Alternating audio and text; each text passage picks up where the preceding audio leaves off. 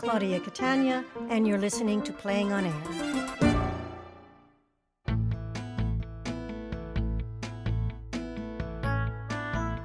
Our final play today is Relative Strangers by Sheri Wilner. It features Julie Halston, Debra Monk, and Merritt Wever. Once again, ladies and gentlemen, from the flight deck, it is our pleasure to welcome you aboard National Airlines Flight 1738 from New York City to Charleston, South Carolina. Flight time is approximately 1 hour and 44 minutes, which means we should be landing at 12:44 p.m. I'd like to take this opportunity to thank you for selecting National Airlines. We bring people together. You cram people together. I'm sorry, am I crowding you? Here, I'll move my jacket. They really pile us on top of each other and strap us down. If they truly wanted to ensure our comfort, they wouldn't strap us down. Don't they have to for safety's sake? Do you feel safe bound up like a prisoner? I sure as hell don't. Planes scare me no matter what. Don't worry. You're safer up here than you are down there. Do you live in New York? I live about an hour's drive from Manhattan. 20 minutes if you walk. I've only lived there for 3 years. I'm originally from Rhode Island. Quite a change. Yeah, it was the biggest I've made. They'll be bigger. What's the biggest change you've made? I used to be your age. Now I'm mine. Are you going to Charleston for anything special? Not special, no. Just visiting? Just divorcing. My divorce hearing is tomorrow. Your family lives in Charleston. Just my husband. Divorcing me isn't enough. He also needed to move to a different climatic region. I'm sorry. Don't be. We had 10 happy years of marriage, which isn't bad out of 25. You were married that long? Yeah, well, what's 25 years? Me. My birthday was last month. Well, I hope the past 25 years have brought you more happiness than they've brought me. I don't know that they have. Unless the only things you have to show for them are bills from your lawyer and a tan line on your ring finger, I'd say they have. Are those really the only things you have, bills And in a couple of weeks, I won't even have a tan line. You don't have any children? I didn't say that. Oh. So you do have something? Divorces don't allow for much neutrality. At least not in my family. Good news is, if you know anyone at Hallmark, you can tell them to make one less Mother's Day card this year. Go on. Go on? Yeah, I'm a great listener. Unfortunately, I don't know much about divorce, but I know a lot about being alone. Would you like to talk about being alone? Not at the moment. Maybe when we reach cruising altitude. Okay, well, you know where to find me. We'll just read together for now. Enjoy your magazine. I'll enjoy my book. Just one thing. Yes. Nothing. Never mind. No. What do you want? No, Go ahead, I'm listening. It's just, well, I can't help it. The mother in me wants to tell you to turn the light on while you're reading. What did you say? You should turn the light on. You're destroying your eyes. No, before that. What did you say before that? Nothing. No, something. The mother in me, right? Yeah. That's what I thought. Wow. What? Wow. What? I'm just going to seize the opportunity, okay? Because who knows when it will ever come my way again. I don't know what you're talking about. I'll throw out a bunch of questions and you can answer them one at a time, or pick and choose the ones you want, whatever feels right. Just go wherever the mother in you takes you, okay? All right, this is it. Is it fork, spoon, knife, or fork, knife, spoon? Does it hurt to breastfeed a baby? And if so, how much? Oh, is the whole no white until Memorial Day thing still a rule? Oh yeah, do you really have to wait an hour after eating to swim? And what happens if you don't? Damn, why haven't I been writing these down? I literally have hundreds, thousands of... Oh, I know. If an invitation says, and guest, does that mean... I just thought you should turn your light on. That's all. Let there be light. Good. I know you must think I'm a weirdo, but I'm not. I don't have a mother. You see, she died during childbirth. They say as soon as I emerged, as soon as I took my first breath, she took her last. She really was only a vessel for me, if you think about it, just like this plane. She received me, took me to a destination, and then I emerged, disembarked, and she was gone. lame metaphor, I know, but the mind, my mind, needs ways to understand, to make sense. I'm always feeling so lost, like everyone in the world has a map that I don't have. But now, all of a sudden, here you are. I know this is lousy timing given your situation, but there's too much I need to know, so I'm just gonna grab a hold of this before it floats away, okay? I don't think so. But you offered. I didn't offer anything. Yes, you did. No, I didn't. How many children did you say you have? I didn't. Sons? Daughters? How many? Enough. Now, I'd really like to read. My name's Marie. What's yours? Okay, I'll guess. Marie. Yes? No, that's my name too. Marie. Is that the truth? Is it? Yes. That's phenomenal. My God, can you believe it? Maybe that's how they seat us. Ladies and gentlemen, the pilot has just turned off the fasten seatbelt sign indicating that you are free to move about the cabin. Hallelujah. It's an amazing coincidence, don't you think? However, for your safety, we recommend you keep your seatbelt fastened while you are seated. Also, please remember that due to federal regulations, smoking is not permitted on this flight. If you choose not to obey these rules, y'all might not get that midday snack you were promised. Just a joke.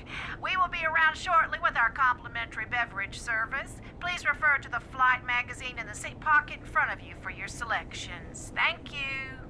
Marie, there's something I really need to ask you. Look, I don't know you. My name is Marie Barrett. I live in Brooklyn. I'm 25 years old. I'm Episcopalian. I work for a small but reputable publishing company, and I'm allergic to birch trees. What else do you want to know? I shouldn't have said anything about the light. The mother in you couldn't help it. Marie, in 24 hours, I have to stand in front of a judge and a bunch of other strangers and bicker with my husband about how much of an allowance he'll give me per month. So at 49 years old and having acquired no marketable skills, I won't have to beg anyone to give me my first job. You've never had a job. I paint. Hello, ladies. What would you like to drink today? You paint. I work for a children's book publisher. I could help you find a job. Are there any empty seats? Please don't. No, ma'am, there are no vacancies. And as far as I can tell, that seat you got there is perfectly fine, so let's not make complaints just to hear the sound of our own voices, okay? Is your name Marie? No, it's Virginia. Why? We're both Maries. Really? Isn't that an amazing coincidence? It sure is. So, what can I get you two Maries to drink? Orange juice, please. Wait, no. My stomach feels a little weird. All this excitement's got it doing somersaults. Marie, is it okay to have the acid? What does the mother in you say about that? Ma'am, What? what's your call on the OJ? Oh, good God. Have ginger ale. Excellent! Ginger ale, please! And would you like some peanuts, sweetheart? I don't know. Marie? Are they salted? Yes. Skip the nuts. And what would you like for yourself? A Bloody Mary. I see. One breakfast of champions coming right up. Thank you. I'm entitled to it today. She certainly is. Her divorce hearing is tomorrow. Do you really think alcohol is an answer? No. Alcohol is a beverage. You asked me if I wanted one, and that's the one I choose.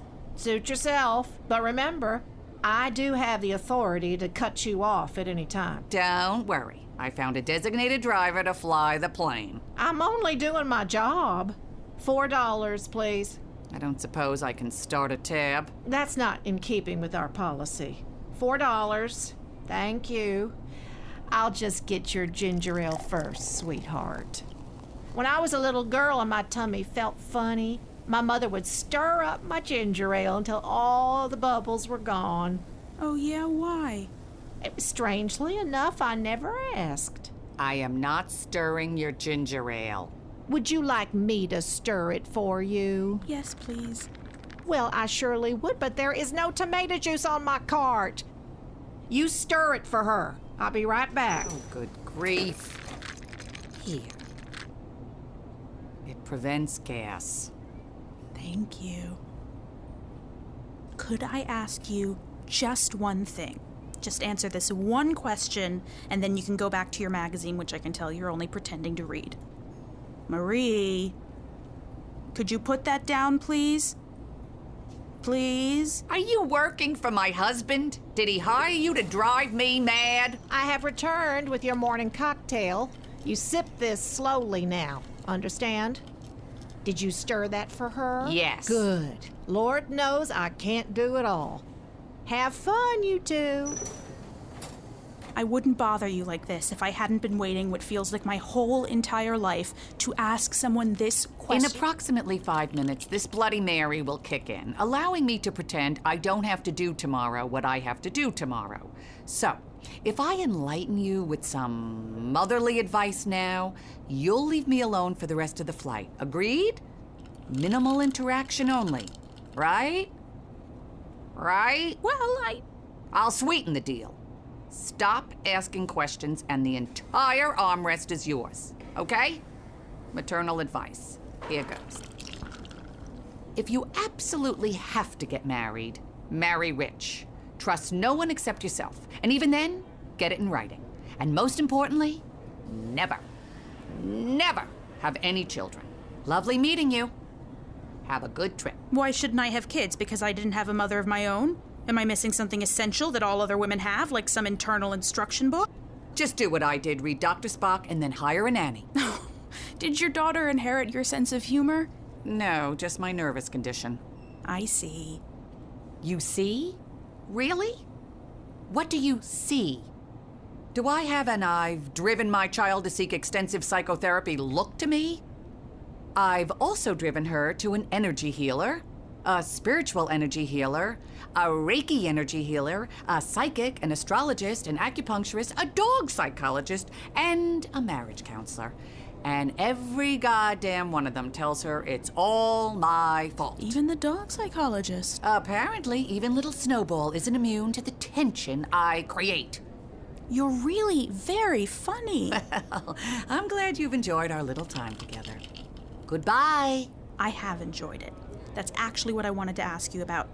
You see, I always hoped I could find someone like you who I could talk to from time to time. You know, like if I have a question, maybe I could call you. What? I'm just so tired of never knowing where to find answers. I need someone, a woman, an older woman who I can go to when I need help. Are you asking me to be your mother? No, it would be more like freelancing. Good God, don't give yourself away to a stranger. See, you're giving me advice already. You're a natural. You're going too far. Now, leave me alone. I don't mean to imply that I'd call you constantly just on occasion. I'm not listening to this. We both live in New York. We could meet for coffee from time to Stop time. it! Your own daughter would have first dibs, of course, but we could all work out a schedule. Not I'm another sure. word. Only when it's... I mean it. I'm sorry. This isn't a good time for you. I spend so much time trying to acquire family, I can't imagine having to give any up. I'm sorry. Don't be. My husband and I were happy for 20 years. And then we met. Ba-da-bum. Would you like to talk about how you're feeling? I'm feeling annoyed. I mean about your divorce. Would you like to talk about that? Yes, but to someone I've known for longer than 5 minutes. Well, that's unfair. What is unfair? Shutting me out like that. It's not my fault. We've only known each other for 5 minutes. You shouldn't take it personally. I don't like talking to strangers. Why? Because they end up asking you to be their mother. This has happened to you before, has it? I was speaking figuratively. Oh, that's a relief. You're the first person I've asked. It would be just my luck if you had, like, a waiting list or something. I'm the first person? Yes. Why on earth would I be the first person you've asked? Because of what you said, the mother in me. You saw me reading in the dark, and the nurturer in you was so strong you couldn't resist reaching out to me. I'm a perfect stranger, but you wanted to take care of me, to protect me. You're who I've been searching for. You've got the right stuff. I don't have any stuff. Exactly. You're alone, like me. I mean, you're going to get divorced tomorrow and no one's coming with you. It seems like maybe you have no one to ask. Hey, would you like me to go with you? What? You don't want to be there alone, do you? Thanks, but no thanks. Maybe next time. I think you're looking for someone as much as I am. Oh, God, I'm in hell. I'm in sheer hell. Truthfully, I don't believe for a second that you want me to stop talking to you. Then make believe. Please. Now, don't y'all push these earphones too far in. With the cabin pressure being as high as it is, we don't want any of your heads exploding. Ha! Oh, just a joke. Excuse me. You shouldn't drink that so fast. I wouldn't drink it all if you could suggest another way to get it down. Sarcasm will not get you better service. I want to change my seat. One at the bar, perhaps? Don't change your seat. Duty calls. Hey! Oh, for crying out loud. Where do you plug these blasted things in? You've actually made me eager for music. Please don't. I wasn't finished talking. I'm sorry to bother you, but there are things I have to talk to someone about. You see, I'm really scared about something, and there's no one else who Are you listening? Marie. Come on, talk to me. I don't think that what I'm asking is so bad. I only meant that I'd call you every once in a while, just when I need an answer, or some advice, that's all, really. I just want to know there's a someone out there I can talk to when I don't know what to do, like about dating, or getting rid of strep throat, or cooking a roast, or buying flatware, or about lumps. You know, as in, what if you feel something in your body you know wasn't there before, and you don't know a single thing about what a lump could be except... and you're too scared to find out because you don't think you could go through anything that bad without someone... a mother to help you through it. Does it always mean something bad? Does a lump always mean cancer? Does it? Marie, answer me! Answer me, please! Is there something I can help with here? Does a lump always mean cancer? Excuse me? Does a lump always mean cancer? Ma'am, I think I'll defer to you on that one. Excuse me, I need to use the bathroom. Oh, brilliant. Is that how they teach you to handle crisis in flight attendant school? To defer? Does she have cancer? I don't know. She said she found a lump. Does a lump always mean cancer? Why is everybody asking me that? Does it? No. We'll go on and tell her that. I don't know who she is. She seems to have formed an attachment to you. Yes. However, I can't have her attached. Look, before she comes back, I need you... I want you to change my seat. Tell her she's all right, and then we'll discuss the seating arrangements. I bought a ticket for this plane so I could get from point A to point B. That's it. As far as I know, I'm not required to adopt anyone, so move my seat, please. That's against policy. No, it's not. And how would you know? I don't see any wings pinned to your chest. Don't force me to make demands. Oh, we're threatening to make demands, are we? I guess our morning cocktail wasn't such a good idea after all, was it? She won't leave me alone despite numerous requests. Requests? No demands? I see it's only airline personnel that are threatened with demands. I apologize if I've offended you. I'm asking you, politely, could I possibly change seats with someone? What would you like me to do? Walk up to a passenger and say, "Excuse me, that woman up there is sitting next to someone who is driving her crazy. Would you mind switching seats with her?" Surely you can find another way to phrase it. Go tell her she's all right. I'd prefer it if you told her. You know, I chose this profession so I could help people on a daily basis. But all it usually entails is passing out drinks and pillows. I know that. However, you have a real opportunity here to help someone. And for that, I envy you. If you want her, you can have her. She's currently accepting applications for a mother. Not anymore. So, what kind of arrangement did y'all work out? We didn't work out an arrangement. She's a total stranger. But stranger is a relative term compared to, say, that gentleman right there. She isn't such a stranger, is she? You know her name, where she works, her current medical situation. She's allergic to birch trees. See there? Seems to me the two of you could have a nice little relationship. There's no such thing as a nice little relationship. Ma'am, I'm a recent divorcee myself, and personally, the amount of people exiting my life is greater than the amount of people boarding, if you know what I mean. Lucky for you, if that's not your situation. Oops, she's coming back. Try talking to her. You never know. Oh, how are you feeling, dear? Fine, thank you. Could I have a pillow, please? Would you like a pillow also? Just another Bloody Mary. Are you sure? I'm sure. A lump doesn't always mean cancer, you know. Does it? No. Tell her. Are you okay? Yes. I'm sure there isn't anything wrong, but go to a doctor as soon as you get home. Usually a woman your age has nothing to worry about. Usually, the women in my family aren't really known for their longevity, so I get scared. Don't get so scared. If this is bad, I won't be able to do it without a mother. I'm not who you want for a mother. The truth is, that's an item my own daughter is currently debating. There's something unbelievable to me about a mother and a daughter not getting along. It's unbelievable to me that any do. If the truth be told, you've asked me more questions in the past 10 minutes than my own daughter has in the past 10 years. I'm not as adept at mothering as you'd think. I don't care. In fact, I prefer it that way. If you've been waiting 10 years for someone to ask you for advice, you must have a lot of it to give, right? Oh, God. Hey, and just think you'd be getting me at the best possible time. No teething, no toilet training, I've had all my shots. Here's your second morning cocktail. FYI, regulations do not permit us to serve more than 3. Thank you.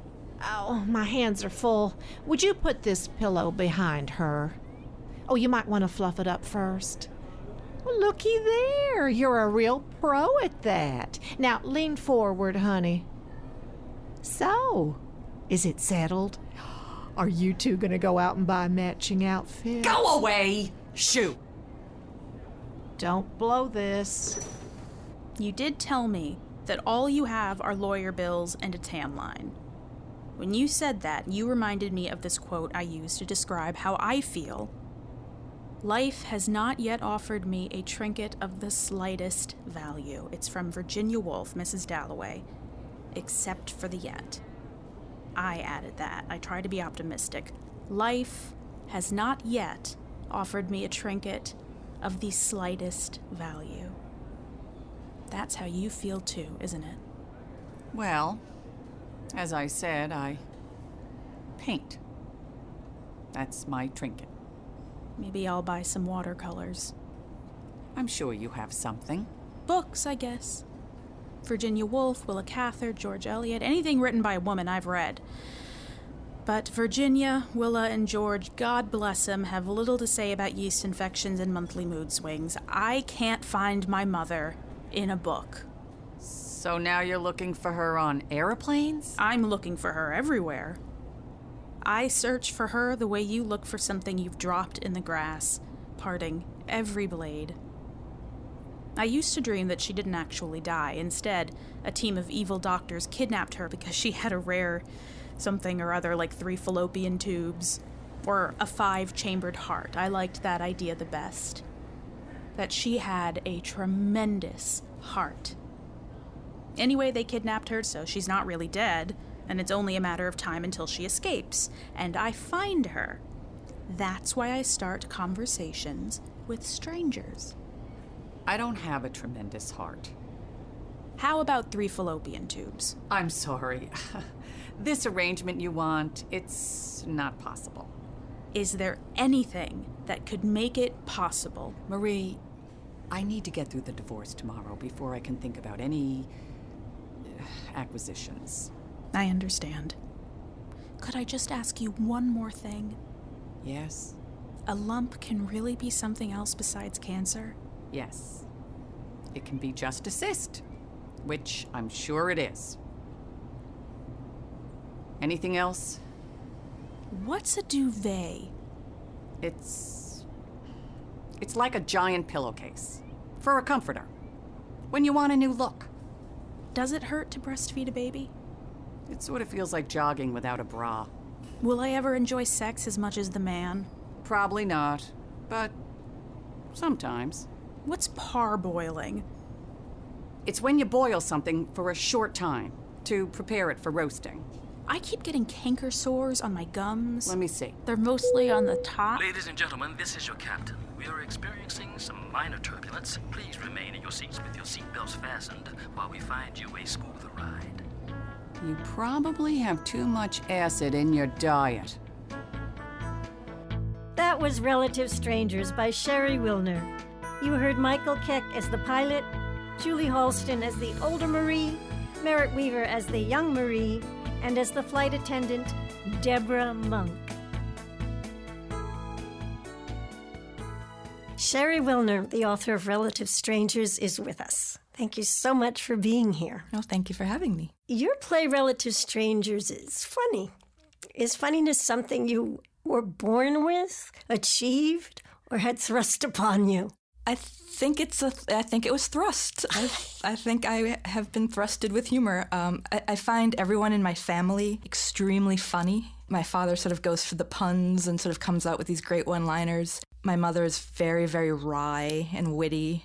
My brother has this very, very smart, clever sense of humor. So it was just the way we all talked to each other. And I admire them because, I as a writer, I try to be funny. Is one of the things this play is about seizing opportunity when it appears? I think so, but the play actually comes from a pretty autobiographical place in that my mother, thank goodness, is still alive, but she was very, very ill throughout most of my childhood. I knew instinctively as a child that I may at any point lose her. And when I was once on an airplane, someone actually said to me the line in the play, "Excuse me, but the mother in me wants to tell you to turn the overhead light on when you're reading." And so it's not so much to me about seizing the opportunity, but seizing that opportunity. Because what it made me think of at the time was that, God forbid, if something had happened to my mother, maybe I still would have been okay. Maybe there are just sort of these legions of guardian angels / mothers out there that jump in and take care of you when you need them. Do you think surrogates of one sort or another are the wave of the future? I think the wave of the future, I think people have always created their own families. People have always sort of known who can meet their needs and who takes care of them the best. You know, getting back to your question about seizing opportunities, I think for the other character's point of view, for Marie Harvey's point of view, I would say that if I could talk to her, if I could talk to my own character, I would say seize this kind of opportunity, because there's a lot of people exiting her life right now, and here's someone who wants to be part of your life. You never know who can change your world. So why in this play do you think Marie Harvey has been such a failure as a mother? I think that sometimes, you know how your mother can say something to you that just pushes your buttons and gets you so enraged, but then a complete stranger will say the same exact thing and it doesn't bother you in the slightest. So I think sometimes within a family structure, we may rub each other the wrong way just because we've been living on top of each other for 20-something years. So I think she and her daughter have just built up resentments and hurts. But here's this brand new person that doesn't have the baggage and the history and the life experience. And so I don't know that it was necessarily that she was a bad mother. I think it was just sort of a bad connection or a connection that became difficult and strained. Marie Barrett obviously wishes for a mother, and Virginia wishes for more close people to populate her life. Marie Harvey doesn't seem that much in touch with her wish. Mm-hmm. What is it? I think she wants to just be loved. I think sometimes, we're our own worst enemies. I think all the time we're our own worst enemies, and that there's so much self-sabotaging that goes on in a relationship. Sometimes the thing that you want the most is the thing that you are least able to accept because the stakes are so high for you. I mean, if I want to be loved so badly, then the stakes are so high for me. If I don't get that need met, then it's devastating. And that must translate to playwriters to a large degree, because they want so much to be recognized for their talent and to be produced, which is so hard. Mm-hmm. So I imagine there's all kinds of armor they do, in fact, develop. Do you see that? Yeah, I think I can only speak for me. And you internalize it. You know, if your work doesn't get produced often, or if your work isn't produced, then sometimes you develop thick skin and you say, oh, well, no one knows what they're talking about in theater. No one can recognize a good play if I bet them on the nose. But I think for me and a lot of writers, we internalize it. We say, oh, we're no good. We're not good enough. We're not talented enough. You take it on yourself. I think out to the world, you may kind of present this bravado of they just don't understand my work. But in reality, we're thinking, oh, we're just not good enough. We're not good enough. We're not good enough. And that makes it hard to write the next one. I thought what you said about everyone in your family being funny and being funny in different ways, you said that was thrust on you, that it wouldn't be okay to write something that wasn't funny? I've tried. I mean, that sounds so egotistical to say I've tried to write things that aren't funny, but they just come off funny. But I think that just the comedic rhythm is so much a part of just how everyone in my family sounds and talks. It just comes out. But another part of it is, I have to say, as a playwright, very, very, very scary to sit in the theater during a production of a very serious play. Because if it's a comedy, constantly throughout the play, hopefully, ideally, the audience is telling you, we like this is funny, we're here, this is great. But with a serious play, you have to kind of read their silence, which is very, very hard to do. And those laughs really help you throughout the play. But that's a trap because you want to be authentic, you want to be true, and when you write to get that laugh, that's not always a very authentic, true, honest moment. So it's a struggle to force yourself to stay true and stay honest. Thank you for coming in. It was really a great pleasure. Oh, well, this was a thrill, a total thrill. It really was amazing to hear it performed exactly as I heard it, better than I heard it. Thanks. Thank you. You've been listening to Playing on Air, great American short plays with great American actors. Original music by Tom Cochan. Sound design and recording by Suze Dyer. Associate producer, Julia Wetherell. For more information about our artists and to listen to other short plays, check us out at playingonair.org and find us on Facebook and Twitter. For Playing on Air, I'm series producer and host, Claudia Catania.